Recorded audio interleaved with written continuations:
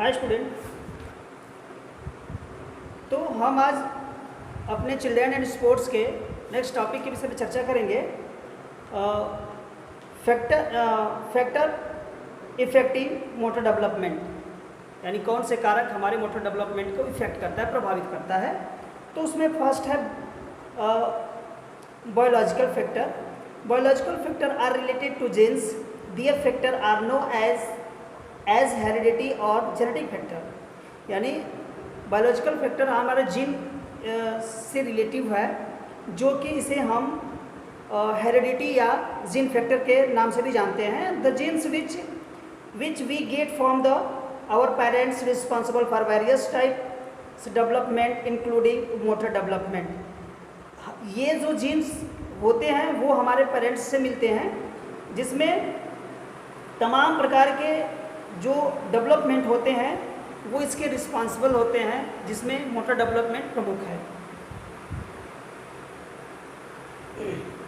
Development the percentage of fast twist fibre and slow twist fibre depend on the biological factor. जो fast twist होते हैं, जिनके अंदर fast twist होता है, वो तीव्र गति से कोई एक्टिविटी करते हैं। जिनके स्लो ट्विस्ट होते हैं वो फिजिकल एक्टिविटी में कम इंटरेस्ट लेते हैं। तो ये फास्ट ट्विस्ट और स्लो ट्विस्ट जो होते हैं वो मोटर डेवलपमेंट पे ही, बायोलॉजिकल फैक्टर पे ही आपको प्राप्त होते हैं, जो हमारे माता पिता से या पेरेंट्स से मिलते हैं। नेक्स्ट है environmental factor. Environmental factor such as the physical and social factor and like to affect the motor development of children. यदि कोई भी बच्चा है, उसके इन्वायरमेंट का जो इफेक्ट होता है उसके दो तत्वों पर, दो चीज़ को प्रभावित करता है। जैसे उसके फिजिकल शारीरिक रूप से और उसके सामाजिक रूप से वो फैक्टर होता है जो कि आपके प्रभावित करते हैं। सामाजिक फैक्टर भी है और फिजिकल फैक्टर भी है। Research study indicate that motor development take place to faster rate in children who are encouraged to explore the surrounding। जो हमारे वातावरण के चारों तरफ से जो चीज़, जैसा वातावरण रहता है, ठीक उसी प्रकार से हम कोई भी एक्टिविटी करने के लिए इच्छुक रहते हैं, उत्साहित रहते हैं, और जैसे वातावरण रहता है उसके हिसाब से हमारी बॉडी उसी वातावरण के हिसाब से एडॉप्ट हो जाती है। तो इन्वायरमेंटल फैक्टर भी इसका मुख्य कारण है। Nutrition also level to affect of motor development. Nutrition भी मुख्य रूप से हमारे मोटर डेवलपमेंट को प्रभावित करता है। Indian nutrition food promoted good motor development. Nutrition से ही न्यूट्रिशन जो होता है अच्छे भोज्य पदार्थों से हमें मिलता है। Sensory motor development depend upon the nutrition. जो संवेदी प्रेरक विकास होते हैं, सेंसरी मोटर डेवलपमेंट, वो न्यूट्रिशन से ही प्राप्त होते हैं। Okay. If children get the nutrition good, they become strong, which ultimately leads of good motor development। जिन बच्चों को अच्छा न्यूट्रिशन, अच्छा भोज्य पदार्थ मिलता है, वो अच्छे मोटर डेवलपमेंट को प्राप्त करते हैं। जिनको अच्छा भोज्य पदार्थ मिलता है वो अच्छे मोटर डेवलपमेंट को अचीव करते हैं। अब नेक्स्ट है फिजिकल एक्टिविटी।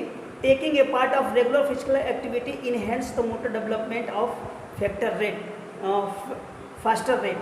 यानी अगर रेगुलर कंटिन्यू आप एक्सरसाइज करते हैं, एक्टिविटी करते हैं, तो वो आपके मोटर डेवलपमेंट को बहुत तीव्र गति से बढ़ाता है। However the physical activity must according to the capacity of children. यानी चिल्ड्रेन के, बच्चे के कैपेसिटी के अनुसार ही उसको फिजिकल एक्टिविटी कराना चाहिए। More development become slow and those children who do not take part of physical and activity regularly।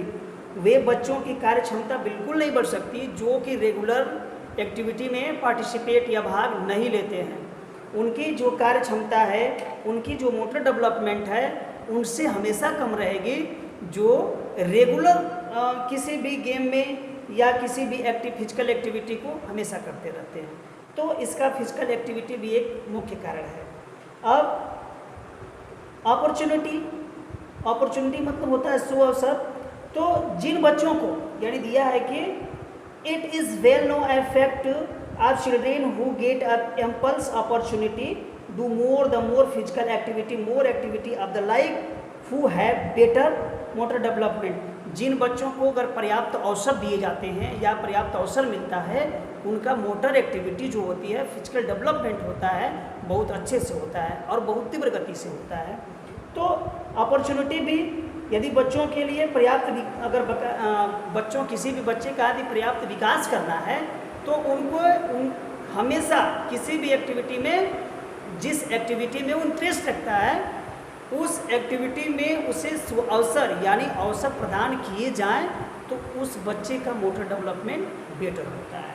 तो अपॉर्चुनिटी भी इसका एक मुख्य तथ्य है। और इसमें तमाम उसमें हम 5-6 बस आपके सीरियल नंबर को पढ़ा दे रहे हैं, उसके बाद आप एक आध दो बच रहा है उसको आप खुद पढ़ लीजिएगा। सेंसरी इम्पेयरमेंट यानी संवेदी हानि मतलब संवेदना जो होता है, संवेदना आपको कैसे सूंघने से, चखने से, सुनने से, देखने से, छूने से, ये है हमारी सेंसरी ऑर्गन्स।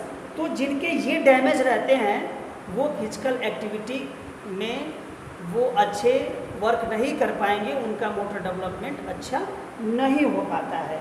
जिसे इसमें दिया है sensory important such as the visual importance, hearing importance, etc as like to effect motor development and children. यानी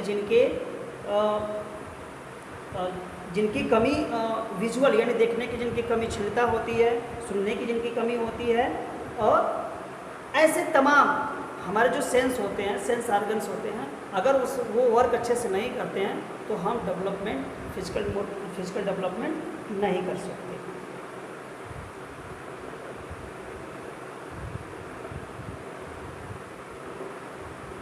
Due to the hearing impairments, following instruction about any type of motor activity become more difficult। यानी जिनको सुनने की क्षमता कम होती है, यदि उनकी कमी होती है, तो आप कोई भी एडवाइस देंगे, कोई भी एक ऐसी एक्टिविटी के बारे में बताएंगे, वो अच्छे से सुन नहीं पाएंगे, जो अच्छे से सुन नहीं पाया वो अच्छे से कर नहीं पाएगा। तो इस तरह से तमाम प्रकार के उसे कमियां आएंगी। इसी प्रकार से आपका जो करने की सुनने की क्षमता है, देखने की क्षमता यदि कम है, तो वो उस एक्टिविटी को सही तरीके से नहीं कर पाएंगे, तो वो उसका मोटर डेवलपमेंट नहीं हो सकता। ये कुछ टॉपिक पे हमने बात चर्चा की, जैसे कि पोस्चर डिफॉर्मेटिव, जैसे जिनका क्या कहते हैं पोस्चर सही करेक्ट लैंग्वेज में उनकी बॉडी स्ट्रक्चर नहीं है तो वो नहीं कर पाएंगे डेवलपमेंट। ओबेसिटी जिनके अंदर अधिक मोटापा है तो वो भी फिजिकल एक्टिविटी नहीं कर पाएंगे। तो ये कुछ हमारे टॉपिक रहे जिसके बारे में हमने बताया।